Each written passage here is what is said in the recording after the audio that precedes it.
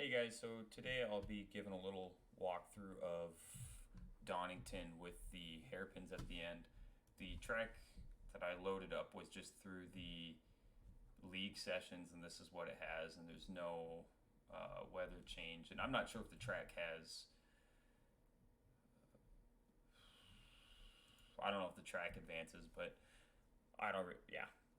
So the lap that I was able to run, I ran a 36.91, but that got an off track in the chicanes.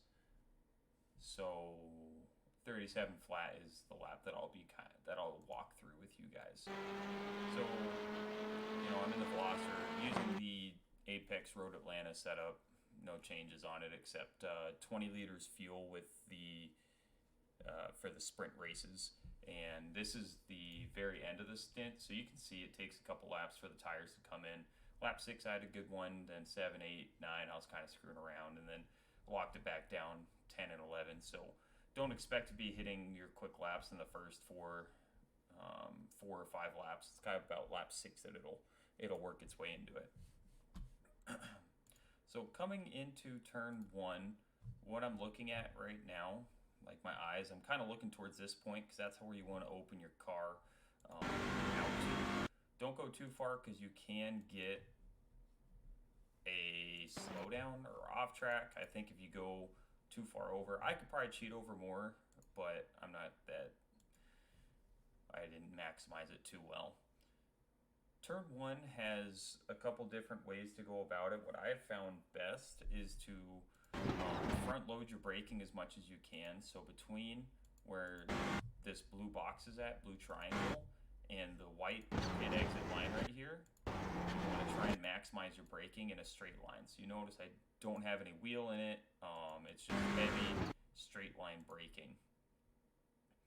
And then when I start feeding the wheel, the brake pressure goes down to the trail brake. And then I kind of bobble it a little bit to keep the front of the car loaded. And that's what you want to do for turn 1, is keep the front of the car loaded till about right here. And then you start feeding the gas pedal. So I could have been a little bit closer to the curb there. I gave up a little bit of time down to second gear and then all the way out to the exit of the track.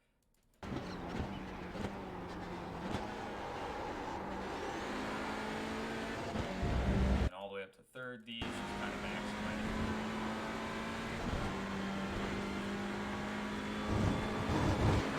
Then, I don't even know what number turn this is. 1, 2, 3, 4.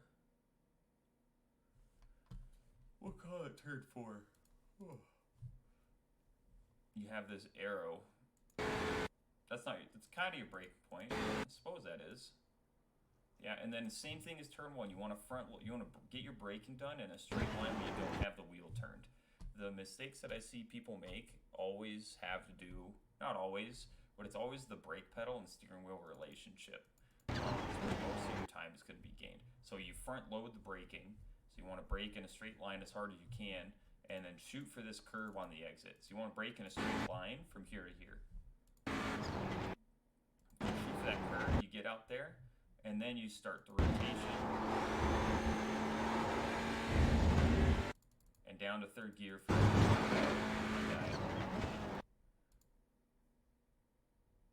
So you see I get on the throttle a little bit too early.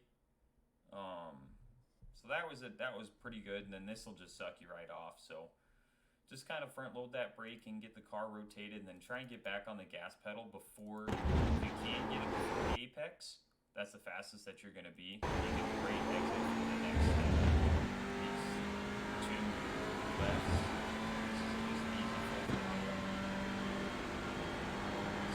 Side note, if you ever have a big understeer through this turn, don't hesitate to drop to about 90% throttle. So that way you can maximize your entry into turn 7. I'm going to call it turn 7. So you can maximize your entry into turn 7. So don't hesitate if you need to drop to 90% throttle through this little left to make that turn. So then my braking point is right when that sign is, that right arrow sign. And again, heavy load braking, front load the braking, And then once the second I start turning the wheel, you notice I let off the brake, the slow down braking, and I still have some trail braking in the car. So you see this little stab of the brake pedal that I do. This is kind of my driving style. I've seen like Matt and James and Francois, Woj, pretty much all the other information I've seen, people drive these a little bit smoother with the brake pedal than I do. They don't do the stab trail braking. So maybe one of them needs to get up here and make a track walkthrough. But I give that little stab to keep the front end down in the track. And then on throttle, again, as soon as you can to get a good run up to turn 8. Turn 8, maximize it all the way. Completely on the edge there. There it is. Now there is a braking point here. I just kind of figure this is where it is, so sorry I can't give you a exact meter or whatever you want for this turn. But again, front wheel braking, the second the wheel starts to go. So I screwed that up. I'll show you another lap. Because the reason I say screw it up is I miss this apex. So you watch the attitude of the car as I'm sliding out as I come over the hill.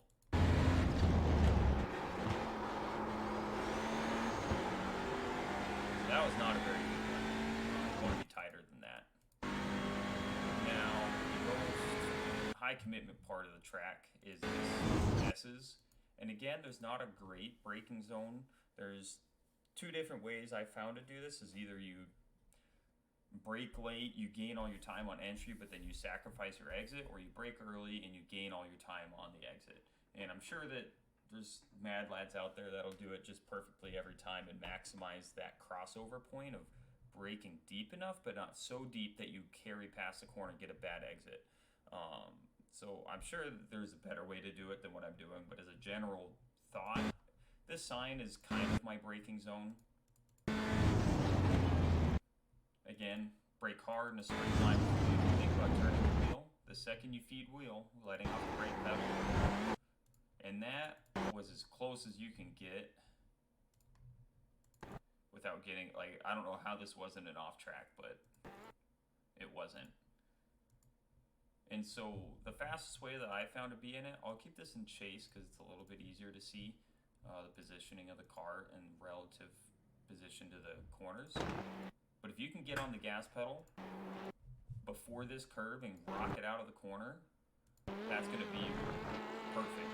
And you see, I had to give a little blip of the throttle right in the middle just to get the understeer.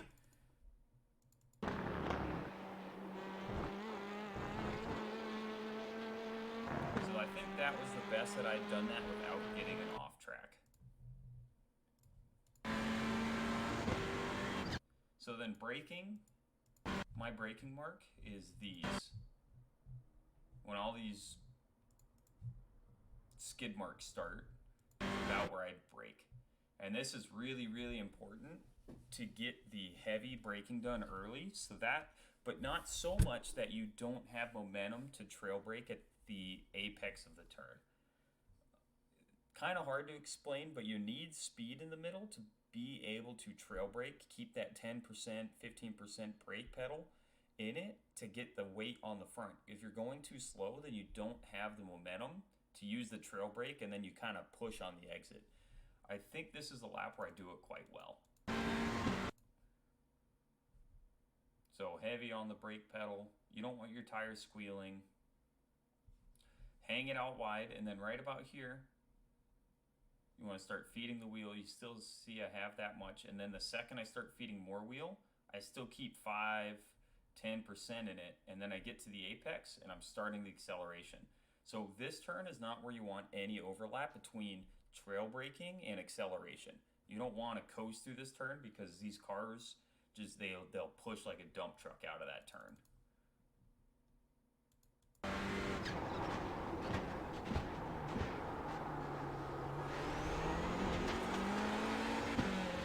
So I think that's the best that I did that turn, the whole practice session.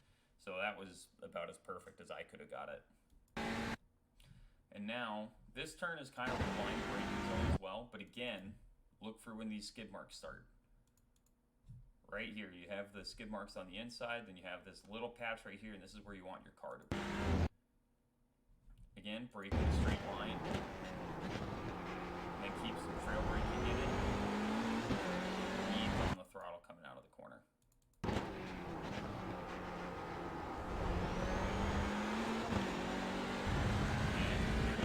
So I'm going to go find the turn getting onto the straightaway, because I think this lap was an off track, but I did it much better this time. So braking point, right here. This track, finding the braking points, is all about trying to find where the skid marks are. Kind of after looking at this, or doing this video, looking where the skid marks start and end will be your biggest braking point markers.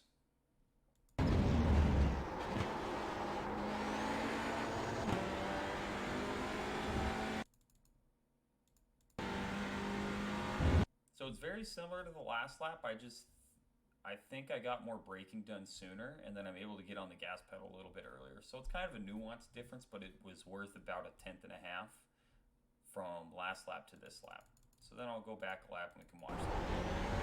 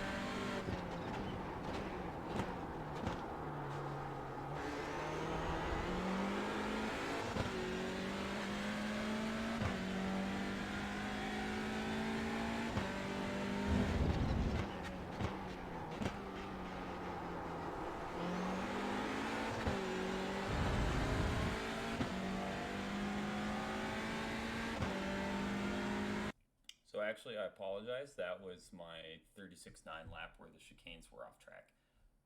So, yeah. Well, whatever it is, the laps are pretty similar except the chicane's getting cut, so sorry about that. Anyway, what was I going to say? I guess if you're just kind of struggling, the biggest thing that I found to give me pace was the brake steering wheel relationship, and not trying to not feeding wheel before you're done slowing down. Because if you're doing that, then you would either induce a lot of understeer, and you heat your front tires up, or you get that snap oversteer that kind of kills you. It's all about patience and balance. So, well, hope you enjoyed my new crispy mic and even new streaming software. So it'll be a lot better. Well, thanks guys. Bye.